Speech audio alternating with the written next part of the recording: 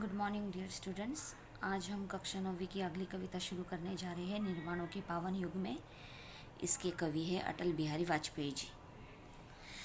निर्माणों के पावन युग में हम चरित्र निर्माण ना भूले, स्वार्थ साधना की आंधी में वसुधा का कल्याण ना भूले। माना अगम अगाध सिंधु है, संघर्षों का पार नहीं है, किंतु डूबना मंझधारों में साहस को स्वीकार नहीं है।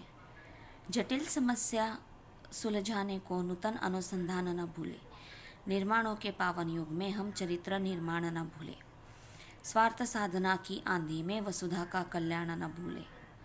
शील विनय आदर्श श्रेष्ठता तार बिन झंकार नहीं है, शिक्षा क्या स्वर साध सकेगी यदि नैतिक आधार नहीं है। कीर्ति कौमुदी की गरिमा में संस्कृति का सम्मान न भूले। निर्माणों के पावन युग में हम चरित्र निर्माण न भूले, स्वार्थ साधना की आंधी में वसुधा का कल्याण न भूले। आविष्कारों की कृतियों में यदि मानव का प्यार नहीं है, सृजनहीन विज्ञान व्यर्थ है, प्राणी का उपकार नहीं है। भौतिकता के उत्थानों में जीवन का उत्थान न भूले। निर्माणों के पावन युग में हम चरित्र निर्माण न भूले, स्वार्थ साधना की आंधी में वसुधा का कल्याण न भूले। तो हमने ये कविता पढ़ी। इस कविता में वाजपेयी जी जो है उन्होंने नूतन अनुसंधान, संस्कृति का सम्मान, जगत कल्याण, उत्थान करने के साथ साथ चरित्र निर्माण करने को विशेष महत्व प्रदान किया है। तो अभी हम इस कविता का अर्थ देखेंगे। निर्माणों के पावन युग में हम चरित्र निर्माण न भूले, स्वार्थ साधना की आंधी में वसुधा का कल्याण न भूले। बच्चों, अगर हम देखेंगे तो आज का युग कैसा है, विज्ञान एवं तकनीकी का युग है।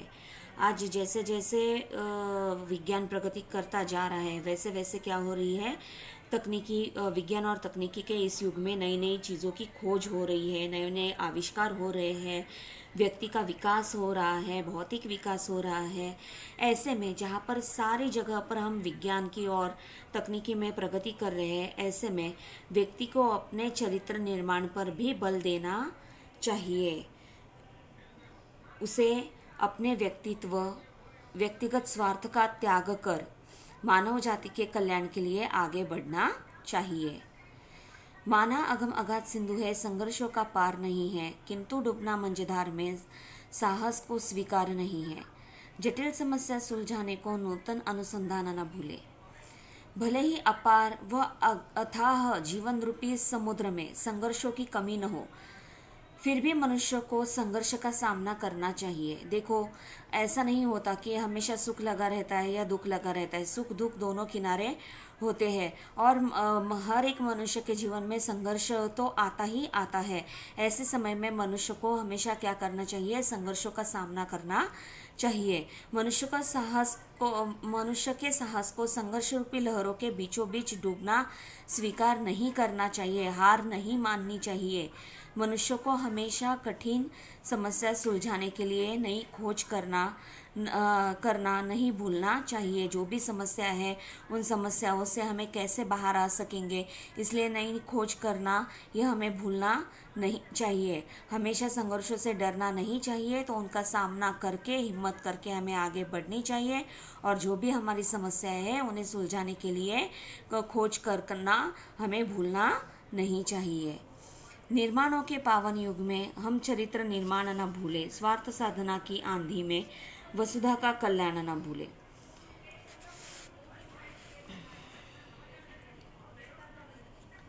शील विनय आदर्श श्रेष्ठता तार बिन झंकार नहीं है, शिक्षा क्या स्वर साध सकेगी यदि नैतिक आधार नहीं है। कीर्ति कौमुदी की गरिमा में संस्कृति का सम्मान न भूले। अभी यहाँ पर देखो, निर्माणों के पावन युग में हम चरित्र निर्माण न भूले। जैसे हमने पहले स्टांजा में देखा कि आज विज्ञान की तकनीकी में बहुत प्रगति हम लोग कर रहे हैं। ऐसे समय में हमें अपने चरित्र निर्माण पर भी हमें बल देना चाहिए, उसकी ओर भी ध्यान देना चाहिए और स्वार्थ का त्याग कर कर मानव जीवन के कल्याण में हमें जुट जाना चाहिए। ये हमने देखा। शील विनय आदर्श श्रेष्ठता तार बिन झंकार नहीं है, शिक्षा क्या स्वर साध सकेगी यदि नैतिक आधार नहीं है। कीर्ति कौमुदी की गरिमा में संस्कृति का सम्मान न भूले। जिस प्रकार तार के बिना झंकार सुनाई नहीं देती, उसी प्रकार शील, विनय, आदर्श व श्रेष्ठता के बिना मनुष्य का चरित्र उज्जवल नहीं है, उज्जवल नहीं बन सकता। सच्ची शिक्षा वही होती है जिसका आधार नैतिकता हो।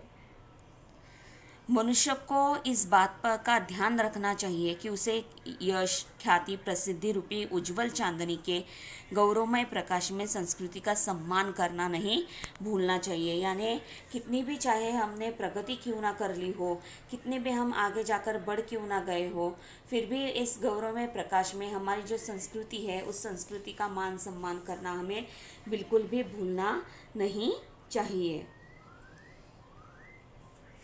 निर्माणों के पावन युग में हम चरित्र निर्माण न भूले, स्वार्थ साधना की आंधी में वसुधा का कल्याण न भूले। जैसे मैंने आपको पहले ही बताया कि यहाँ पर जो है पहले स्टांजा में हमने ये 2 लाइनें देखी है कि विज्ञान तकनीकी में कितनी भी प्रगति क्यों ना हो, नई नई चीज़ें क्यों खोजी जा रही हो, ऐसे में हम हमारा भौतिक विकास भी कर रहे हो, लेकिन ऐसे में हमें अपने चरित्र निर्माण पर बल देना चाहिए। अपने व्यक्तिगत स्वार्थ को त्याग कर हमें समाज के कल्याण का, मानव जाति के कल्याण के लिए हमेशा आगे बढ़ते रहना चाहिए। आविष्कारों की कृतियों में यदि मानव का प्यार नहीं है, सृजनहीन विज्ञान व्यर्थ है, प्राणी का उपकार नहीं है। भौतिकता के उत्थानों में जीवन का उत्थान न भूले। यहाँ पर देखो, निर्माणों के इस पावन युग में ये जो अभी अलग अलग जो नए नए आविष्कार हो रहे हैं, भले ही मनुष्य आविष्कार कर रहा है, पर यदि उसमें आविष्कार के कृतियों में प्रेम नहीं है, मानवता की भावना नहीं है, शांति की कामना नहीं है, बरोबर है, अगर मानव के प्रति मानवता की भावना नहीं है, शांति की कामना नहीं है, प्राणी मात्रा पर उपकार करने की भावना नहीं है, तो उसके द्वारा किए गए विज्ञान रूपी आविष्कार व्यर्थ है। तो कैसे होंगे ये सब आविष्कारों की कृतियों में यदि मानव का प्यार नहीं है, यानी हम जो नए नए आविष्कार बनवा रहे हैं, नए नए आविष्कार, नई नई जो खोज हो रही है इस युग में, देखो ये तो विज्ञान और तकनीकी का युग है, तो हर आए दिन नए नए आविष्कार ये होते ही रहते हैं। लेकिन ऐसे आविष्कार अगर होते हैं तो भले ही इस आविष्कारों में, तो ऐसे आविष्कार जो हो रहे हैं उसमें भले ही मनुष्य आविष्कार कर रहा हो, पर यदि उन आविष्कारों में की कृतियों में प्रेम नहीं है, प्रेम की भावना नहीं है, मानवता की भावना नहीं है, सबसे अहम क्या होती है, मानवता होती है। अगर मानवता की भावना नहीं है, सृजनहीन विज्ञान व्यर्थ है, प्राणी का उपकार नहीं है, शांति की कामना नहीं है, अगर प्राणी मात्र पर उपकार करने की भावना नहीं है, तो ये उसके द्वारा किया गया विज्ञान रूपी आविष्कार कैसे है, सारा व्यर्थ है, यानी उसका कोई अर्थ नहीं है, सारे कैसे है, व्यर्थ। इन ऐसे आविष्कार आविष्कृत होने के बावजूद भी सृजनहीन है, अर्थहीन है। भले ही मनुष्य सांसारिक उन्नति कर रहा हो, यानी संसार में बहुत सारी प्रगति वो कर रहा हो, आगे बढ़ रहा हो, फिर भी उसे अपने जीवन की उन्नति के बारे में नहीं भूलना चाहिए। अपने जीवन की उन्नति भी करना उतना ही महत्वपूर्ण है। जीवन की उन्नति तभी संभव है जब मनुष्य के हृदय में प्रेम, मानवता, नैतिकता व शांति का सृजन होगा। यानी देखो बच्चों, इसमें हमने बहुत ही आविष्कार किए हैं, नई नई खोज तकनीकी वगैरह ढूंढे, लेकिन इसके बावजूद भी अगर हम मानवता से नहीं रह पाए, प्राणी का उपकार करने की भावना अगर उसमें ना हो, एक दूसरे के प्रति प्यार की भावना ना हो, तो ये जो सारे आविष्कार वगैरह चल रहे हैं वो कैसे हो जाएंगे, व्यर्थ हो जाएंगे।